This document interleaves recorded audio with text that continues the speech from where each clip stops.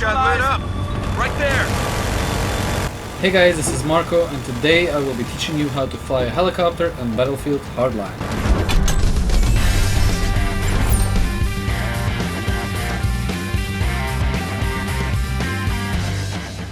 Look how my mind plays. Little bit of fame, little bit of hate, little bit of change. Watch the craze, keep it sane, don't fade away. Look how my mind plays. Little bit of fame, little bit of hate, little bit of change. Watch the craze, keep it sane, don't fade away. Look how my mind plays. Okay, so before we continue, I need you to switch your controls to exact same thing as mine. Your heli buttons should be on classic, and your stick should be on legacy. We were flying like this in Bad Company 2, Battlefield 3, Battlefield 4, and now we will be using the same controls here in Battlefield Hardline. I will also be showing you my hands just to make it easier for you so you could see what I'm doing while I'm flying. Now, with the right trigger you will be accelerating or getting higher, and with the left trigger you will get lower. With your right stick you will be aiming just like with your guns, like you usually do, and with your left stick you will be adjusting your flight path, or it's called rolling. Now if you want to move forward or you want to go faster, make sure you look down, not too much, just a little, make a slight angle, and keep on accelerating. It's also important to keep on tapping if you want to go in straight line, like on same altitude, like you see me doing right now. I usually don't press buttons like this, I'm just showing you how to do it. Just keep on tapping, like if you have to escape from a stinger, go low and keep on tapping so you keep flying just above the water. If you want to circle around an enemy or an object, use your right stick to aim at him and use your left stick to adjust your flight path. You see I'm following right now, but I use my left stick to adjust my flight path.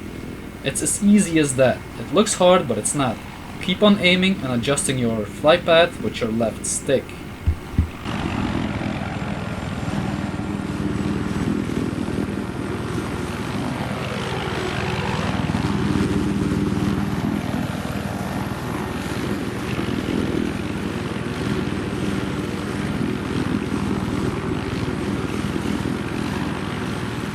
Now how about aiming and firing?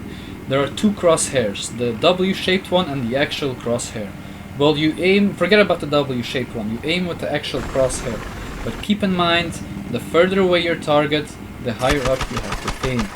Just like you see me doing right now.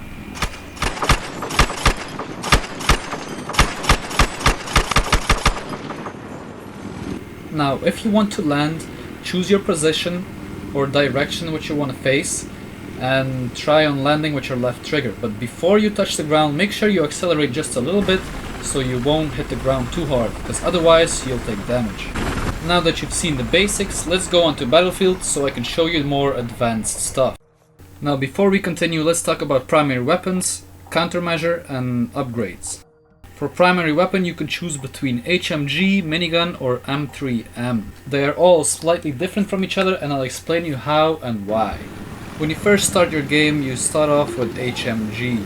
It has a decent fire rate and it has some splash damage. And if you can aim properly, you can take out targets from far away.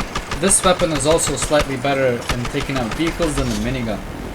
And because you have splash damage, you don't actually have to be precise. Just shoot towards the enemy, like towards his direction, and eventually you will get him.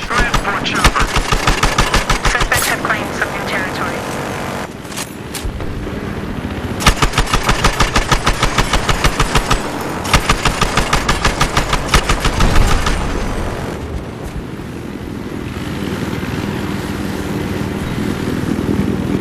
And right here you can see what I meant by that you don't have to be precise. Just shoot towards their direction and you will get them. Officer down!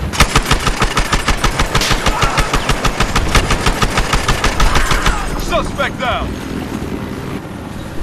Now let's talk about the minigun. This is my personal favorite. There's a slight difference in damage against vehicles with the HMG. With minigun you have to get closer to do most of the damage, and you have to shoot longer to destroy a vehicle. But against ground troops you have to shoot at them, like not next to them, because there's no splash damage. And if you aim properly, it should take you like a second, I guess, to kill a person. So with this gun you have to be exact on the target, like you have to aim precise. And in case you were wondering, this is the exact same thing that your gunner has. Now there's also a trick that I use with miniguns. Since they don't go far, they don't shoot far, like you can shoot an enemy from far away, but you won't damage him as much as with HMG. So here's a trick. You want to stay as low as possible, because if the enemy is above you, it means he's looking down at you. And if he's looking down, just like I told you in the beginning of the video, there is an angle, and because of that angle he's coming closer to you. So if he's close enough, you can engage him with full power of the minigun.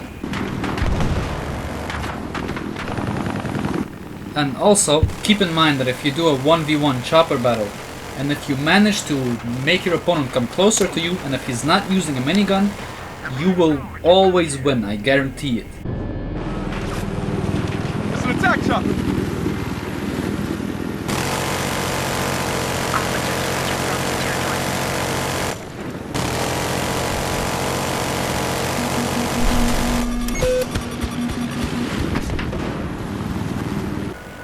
Okay, let's move on to the next gun. This is M3M.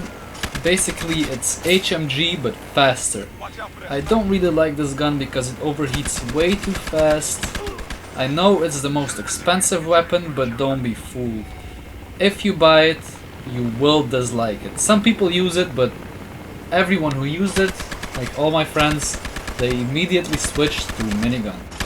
But don't get me wrong, this is a good gun, but I basically don't like it because it overheats too fast. And I'm that kind of person. I like to squeeze the button so it keeps on firing, but with this one you have to burst. That's basically it.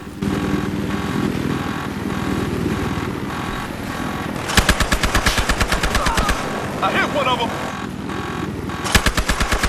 Now let's do a final test. I want to see how fast each gun overheats. You will see 3 screens, and if a gun overheats, a screen will go away.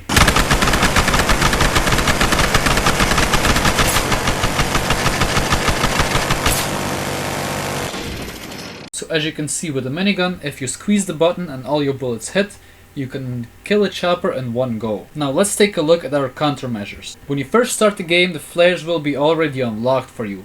This is what I use. Whenever you hear a stinger, just fire your use your flares and then take cover. Basically, whenever somebody locking onto you, there will be this red thingy.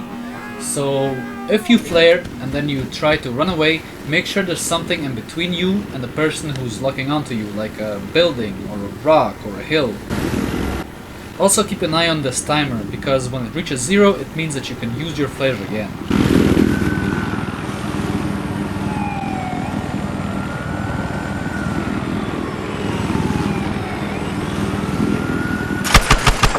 Yeah, I also forgot to tell you that red thingy, it indicates where the stinger lock-on is coming from. So always make sure that there's something in between you and the person locking onto you. Suspects have taken a territory.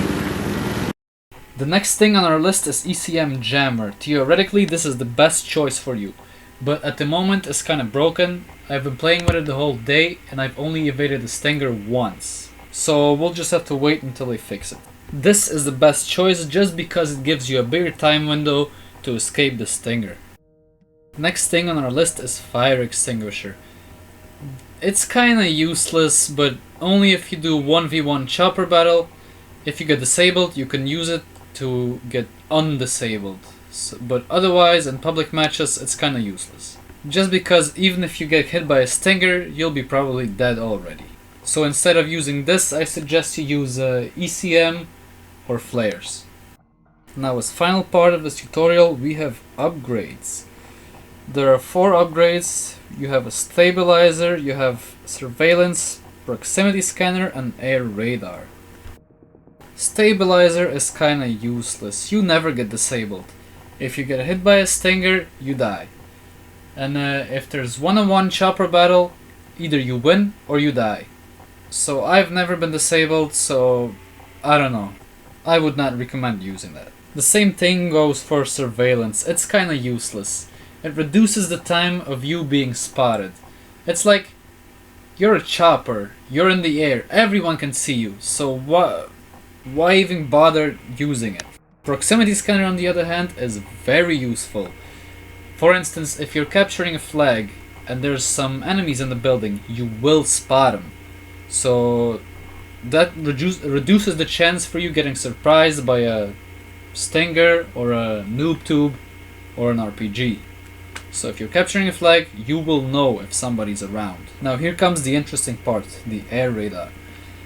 If you fly alone, I suggest you use proximity scanner. But if you have a friend in your chopper who's using proximity scanner, go for air radar. Basically, it's not like there's many aerial vehicles, but there's some maps with huge buildings like downtown. So it's hard for you to see where the enemy chopper is, so air radar can come in handy. Just like you can see right here, I would never been able to see this chopper, but because of my air radar, I know it was there. Okay guys, this is it for today. I hope I helped. Make sure you subscribe to be up to date with our upcoming videos, and take care. Look how my mind plays. Little bit of fame, little bit of hate, little bit of change. Watch the craze, keep it sane, don't fade away. Look how my mind plays. Little bit of fame, little